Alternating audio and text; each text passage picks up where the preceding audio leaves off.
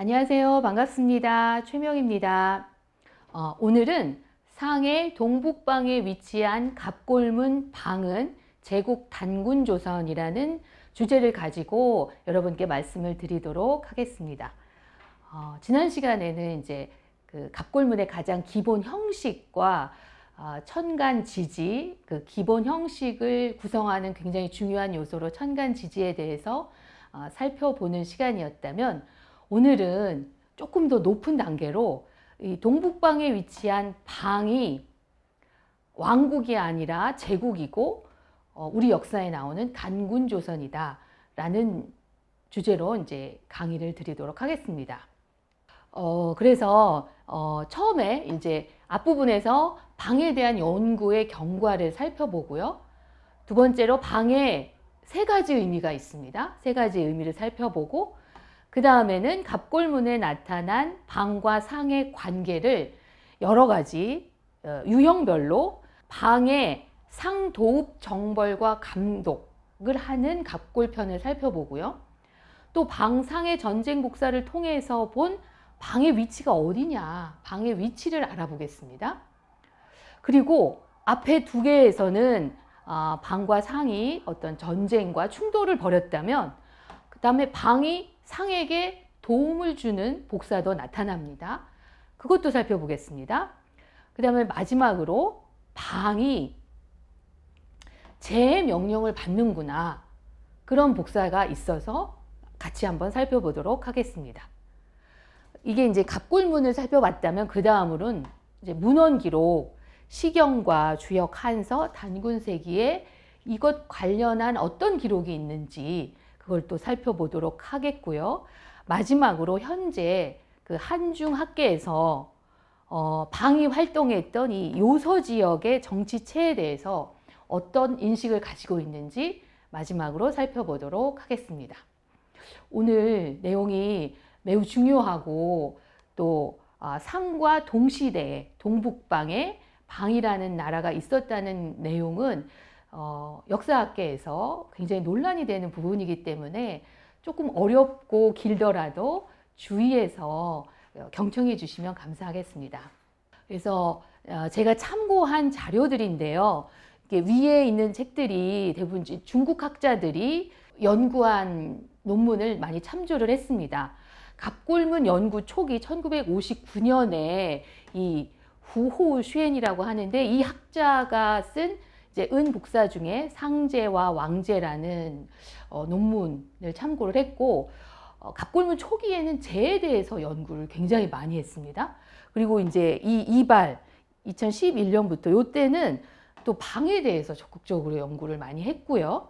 그 다음에 이 데이비드 키틀리라는 분은 미국의 대표적인 중국 고대사 학자인데, 이 갑골의 세계, 상대 중국의 시간 공간 공동체라는 책을 써서 굉장히 저명한 학자의 반열에 오른 분인데, 그 분의 내용을 많이 참고를 했습니다. 이런 내용들을 이제 제 논문에서 많이 제시를 했으니까, 오늘 내용을 보시고 조금 더 궁금하신 부분이 있으시면 이 논문을 참조하셔 주시기 바라겠습니다.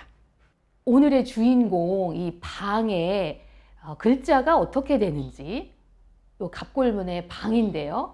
이 방자의 변환, 어떻게 글자가 변화해 왔는지를 먼저 살펴보도록 하겠습니다. 여기가 이제 갑골문인데, 거의 갑골문에서 뭐 금문, 해석까지 큰 변동이 없어요. 큰 변동이 없고 조금 더 간략해졌는데, 이 글자가 어떤 의미를 형상화했을까라는 이제 의문이 생기잖아요. 제가 생각하기에는 이 방자는 이 천신을 의미하는 갑골자용인데요. 이 천신을 의미하는 글자와 이 사람 인자가 요 안으로, 이렇게 인자가 안으로 들어가서 이런 글자가 되지 않았나 생각을 해보게 됩니다. 그래서 이 방이 천과 인의 결합이 이 방이구나, 방이지 않을까, 이런 생각을 해보게 되는데, 현재 이제 학자들은 마을에 사람이 사는 것이다, 이렇게 해석을 해 놓은 경우를 봤습니다. 그런데 마을로 보기보다는 이 우주적 본질, 천신의 의미를 담고 있지 않을까 생각을 해보게 되는데, 그 이유는 바로 이 방이 천신제사의 신격이 되는 그런 복사가 다수 발견되기 때문입니다. 그래서 방에 대한 이제 기존 견해를 한번 우선 살펴보겠습니다. 데이비드 키틀리라는 미국의 대표적인 그 갑골문 연구자인데요. 어떻게 봤냐면 갑골문에 나타난 방은 미분화되고 다의적인 개념이다. 굉장히 크고 뭉뚱그려진 개념이라는 뜻이죠. 우주론적이고 정치적이고 농업적이다. 이렇게 아주 굉장히 큰 의미와 다양한 의미를 가지고 있다. 그런 해석이신 것 같아요. 그래서 우주론적 측면에서는 사방 등의 이름으로 제사를 받는 신격이다. 또 농업적인 측면에서는 그 지역의 추수가 상족의 관심을 받는 관심 대상이었다. 그러니까 상족과 어느 정도 연관성이 있다는 거죠. 그 지역이 농사가 잘 됐는지 안 됐는지 궁금해한다. 또 정치적 측면에서는 상족의 중심 영역에 포함되지 않은 땅을 뜻하며 변경, 나라, 지역의 의미로 그 인방, 토방, 공방 등의 경우처럼 상이 아닌 집단이나 적을 가리키는 전미사다. 나라방, 우리 지금 나라 국자처럼 쓰였다는 거죠. 인나라, 토의 나라, 공의 나라, 이런 나라의 의미로 쓰였다. 그리고 적을 나타내기도 한다. 많이 싸웠거든요. 그래서 우주론적이고 농업적이고 이런 정치적으로는 적국을 나타내기도 한다. 그런데 이제 미분화되고 다의적인 개념이라고 이분이 정의를 하셨는데, 이렇게 정의를 하고도 뭔가 풀리지 않는 애매함이 있었기 때문에 그 애매함을 이렇게 미분화되고 다의적인 개념으로 정의하지 않았나 싶습니다. 그 애매한 개념들을 지금 후대 학자들이 계속해서 연구를 하고 그 개념을 구체화시키고 있습니다. 그래서 이제 이 기존의 개념, 방에 대한 개념을 기존 개념이 적용된 이제 상시기의 지도인데요. 여기에서 보면 오늘의 주인공 방이 보이지 않습니다. 대신에 여기 귀방과 공방, 이 둘 다 나와 있어요. 둘 다. 지금 연구에 의하면 이 귀방은 갑골문에 나오지 않는 용어, 그러니까 사기나 한서에 나오는 그런 흉노를 가리키는 명칭인데, 그게 갑골문에는 사실은 공방이거든요. 그러니까 귀방과 공방이 같은 나라인데 여기는 둘 다 표현을 해놨어요. 그리고 방은 없고, 지금 상은 여기 별표 모양이 이제 상의 위치인데, 보면 상이 여러 군데가 있어요. 상이 한 6군데 정도 있는데, 상은 나라 이름이 아니라 이제 도읍지 명칭이었거든요. 그 갑골문에서는. 그래서 상이 도읍지를 여러 번 옮겼고, 그 옮긴 도읍지마다 다 상의 이름을 붙였습니다. 그래서 상의 동북방에 지금 방은 보이지 않고, 귀방과 귀방의 서쪽에 공방이 둘 다 표현이 된 그런 지도를 이제 1991년도에 나온 간명 중국 역사 지도집에서는 이렇게 표현을 하고 있습니다. 이 지도가 지금도 계속해서 쓰이고 있습니다. 갑골문 연구가 올해로 1899년에 처음 발견이 됐기 때문에 지금 한 125년 됐잖아요, 올해가. 그래서 연구 성과가 많이 쌓이고 있고, 새로운 사실들이 이제 발견이 되고 있는데, 그 새로운 성과들이 미반영된 이런 지도가 아직도 많이 사용되고 있어서 좀 안타깝습니다. 그래서 최근의 연구 성과를 살펴보면 방은 특정 국가를 의미하는 고유명사다. 방이라는 어떤 특정한 나라가 있다. 그런 결론을 얻은 거죠. 그런 대표 학자가 이제 중국의, 이 사람들이 굉장히 유명한, 중국에서 유명한 학자들인데요. 풍시, 낙원, 주봉안, 이발, 이런 분들이 연구를 했는데, 풍시 같은 경우에는 갑골문이 기록된 상대에 계속 존재한 방국의 가장 대표적인 예가 바로 방이라는 나라이다. 그렇게 말씀을 하셨고요. 나고은 선생 같은 경우에는 무정왕 시기에 방에 대한 전쟁 복사는 아주 매우 활력 있고 활동 영역이 넓은 초원민족의 특징을 가진 오래된 민족을 드러내준다. 그러니까 방이라는 나라가 활동 영역이 굉장히 넓은 그리고 초원민족의 특성을 가지고 있다. 이렇게 주장을 하신 거고, 주봉한 선생 같은 경우에는 갑골문과 청동기 출토 유물을 통해서 기서지역인 태항산 동쪽 지역에서 기북 지역 일대, 그러니까 지금의 북경 일대죠. 하북성 북부, 거기가 방의 주요 활동 지역이었다. 이런 내용, 이런 주장을 하셨습니다. 그러니까 갑골문을 보면 이제 상나라의 입장에서 쓴 거기 때문에 상과 방이 충돌한 지역이 주로 이런 하북성 북부 일대이기 때문에 그쪽 지역에서 주로 활동을 했다. 이렇게 보신 거죠. 그리고 이 방에 대한 복사를 가장 체계적으로 정리하고 연구한 학자가 이제 이발인데요. 무정왕 시기의 전쟁 복사를 체계적으로 이제 분석을 했고, 그래서 이 무정 시기에 상과 전쟁을 벌인 나라가 80여 나라에 달한다는 거예요. 그 중에 가장 대표적인 나라가 방과 공방. 그래서 이 방과 전쟁한 복사, 공방과 전쟁한 복사를 아주 구체적으로 다 뽑아서 연구를 했습니다. 그랬더니 상과 방의 전쟁 복사는 총 230여 편 정도 달하고, 방은 상의 동북방에 위치하며 아주 강력한 군사력을 보유한 유목국가 형태를 가지고 있다. 이런 주장을 했습니다. 그래서 이분들의 연구의 공통점은 뭐냐면 방은 특정 국가다. 그래서 이제 우리 한국의 학자들은 그렇다면 방이 기본적으로 이제 이 북경 일대 그 북부에서 활동을 했기 때문에 당군조선을 말하는가? 이제 이런 의문을 갖게 되는데, 중국에서는 그냥 어떤 유목국가의 형태다. 굉장히 넓은 영토를 가졌고 그리고 군사력이 막강했던 그런 유목국가 내지 초원국가의 형태를 가지고 있다. 이렇게 연구를 하고 있습니다.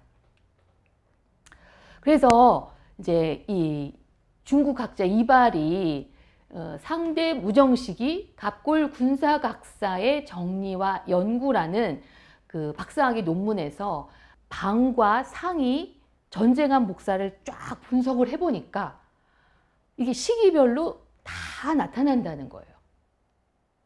그래서 이 시기라는 것은 이제 갑골이 발견된 게 무정왕부터 은나라가 망하는 은주왕까지, 이 5기가 은주왕의 시대인데 이 5기까지 끊이지 않고 계속 나오더라. 그걸 알 수가 있고요. 또 무정 초기에도 좀 나오지만 무정 중기, 후기에 집중적으로 많이 나온다는 것을 알 수가 있습니다. 그러다가 이제 무정 후기와 이제 조경은 무정의 아들인데요. 그 무정에서 조경 시기에도 또 나오고 2기, 3기, 4기, 5기까지 지속적으로 발견이 된 점을 알 수가 있습니다. 그래서 이런 연구 성과를 반영한 지도가 제가 이제 인터넷에서 우연찮게 발견을 했거든요. 보면 상해, 동북방에 방이 있고요. 지금 상은 이 시기, 무정 시기에 가장 치열하게 전쟁을 벌인 나라가 이 귀방이에요. 귀방. 그래서 이 귀방은 갑골문의 요 형태, 공방 형태로 나옵니다. 공방과 가장 치열한 전투를 벌였다.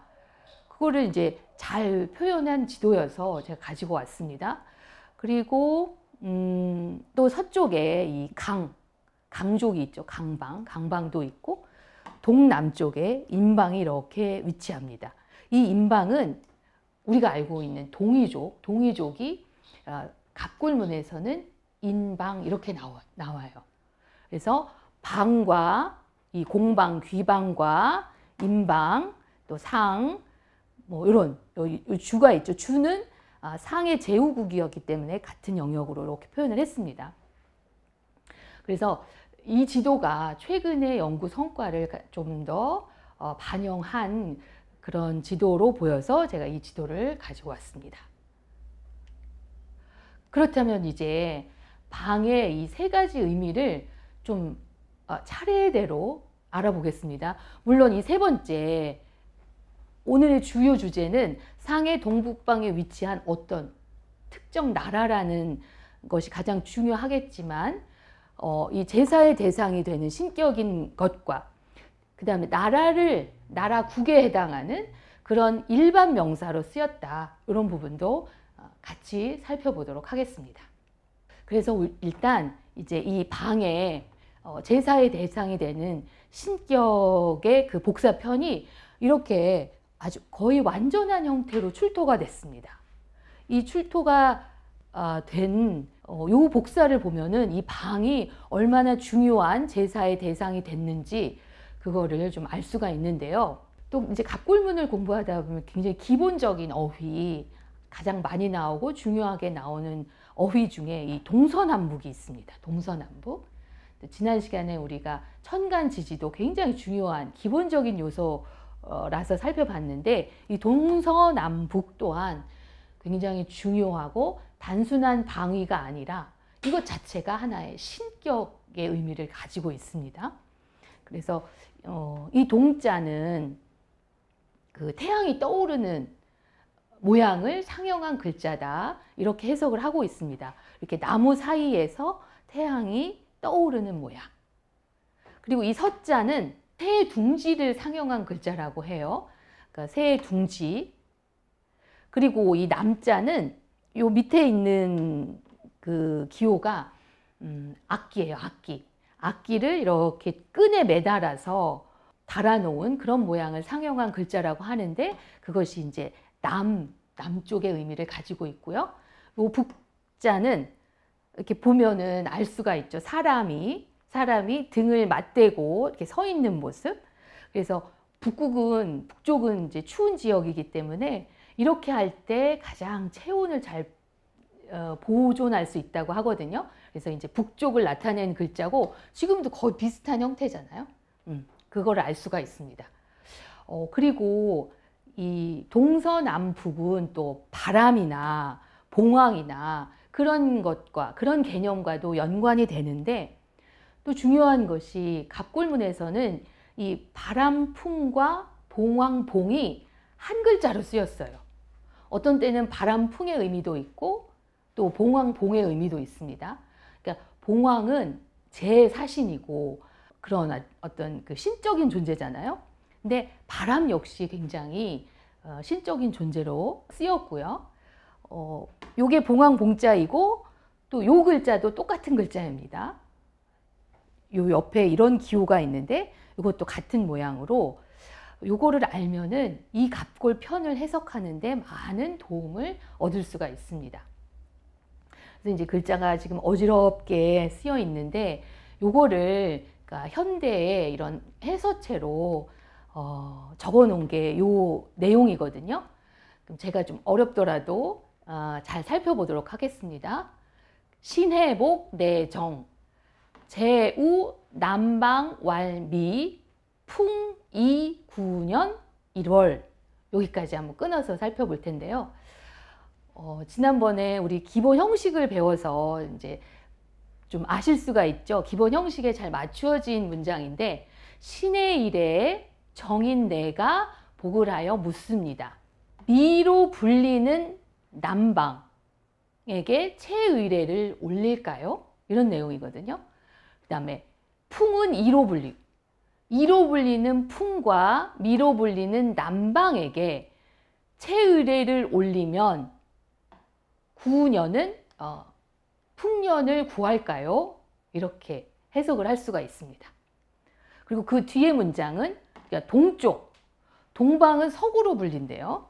동방은 서구로 불리고 바람은 협으로 불리는데 거기에게 이제 채제사를 지내고 풍년을 구할까요? 그런 내용이에요. 그러니까 동쪽 지역의 명칭과 그 동쪽 지역의 바람의 명칭이 좀 다르고 이 둘 다 채의례라는 굉장히 높은 천신에게 지내는 제사를 받는 그런 신격이라는 것을 알 수가 있고 이 신격은 이제 세상 사람들에게 풍년을 줄 수 있는 그런 권능을 가지고 있는 거죠. 밑에 이제 북방은 이제 복으로 불리는데 풍은 이런 글자인데 이거 아직 해석이 안 돼서 이런 글자로 불리는 이 풍에게 채제사를 올리고 풍년을 구할까요? 또 서방은 이로 불렸고 바람은 이런 글자로 불렸는데 이 글자로 불리는 풍과 이로 불리는 서방에게 채제사를 올리고 풍년을 구할까요? 이렇게 이제 묻는 거의 완전한 형태의 복사가 발견이 돼서 이런 동서남북의 방위 개념과 당시의 어떤 제사 의례에 대한 관념 그리고 봉황, 바람 이런 것들이 다 신격으로 존중이 됐다. 이런 다양한 정보를 얻을 수 있는 갑골의 복사편입니다. 그리고 여기서 이제 중요한 또 하나 우리가 짚고 넘어가야 될 것이 이 제자가 천신의 의미도 이 제자도 굉장히 다양한 의미를 갖고 있는데 천신이자 또 지상의 굉장히 높은 통치자이기도 하고 그다음에 천신에게 올리는 채제사의 의미를 같이 가지고 있습니다. 그래서 이 제는 아마도 고대에 제사장에서 유래한 글자가 아닐까 이렇게 바라보는 이유가 제사 명칭, 천신에게 드리는 제사의 명칭으로 쓰인 글자이기 때문입니다. 그래서 아까 앞에서 살펴본 이 복사, 이 갑골편의 내용을 여기에서 잘 우리가 해독을 해봤습니다. 그리고 이런 또 채제사뿐만 아니라 도어방, 수년 이런 기도어방, 수년 장차 방에게 기원을 올리면 풍년을 줄까요? 이렇게 농사와 관련 있는 높은 신격이라는 것을 알 수가 있고요. 또 여기 갑인복, 기, 채, 방, 일강, 이루, 구견 이런 복사도 나왔습니다. 그래서 이걸 해석을 해보면 이제 갑인일에 복을 하여 묻습니다. 장차 방에게 강족 1명, 소 1마리, 개 9마리로 채제사를 올릴까요? 이렇게 묻습니다. 사람도 쓰고 재물로 쓰고 소와 개를 써가지고 방에게 이런 채제사라는 제사를 올리는 그런 복사들이 아주 많이 발견된다는 것을 알 수가 있고요. 이 아래에 있는 것은 이제 갑골문이 이제 그 문법적으로 어느 정도 이제 성숙한 문자인지를 알 수 있는 건데요. 보통 우리가 이제 어조사, 우나, 어라고 하는 이 글자가 목적어 앞에 이렇게 나오거든요. 그래서 누구누구에게, 뭐 누구누구에서 이런 어디어디에서 이런 의미를 가는 이 우자가 지금 계속 똑같이 거의 비슷한 형태로 쓰고 있는데 이 앞에 기, 도, 우, 방에서 보이는 것처럼 이게 이미 이렇게 쓰였어요. 그래서 문법적으로도 많이 성숙한 단계에 있는 문자라는 것을 알 수가 있습니다. 그리고 요거는 제가 그 인터넷 데이터베이스에서 이제 방에게 채제사를 올리는 게 얼마나 많이 나오는지 그걸 알아보기 위해서 검색을 해보니까 갑골문 합집에만 36번이 나와요. 그래서 방이 이 당시에도 이제 채제사라는 아주 높은 단계의 제사를 받는 중요한 신격이었다는 것을 알 수가 있습니다.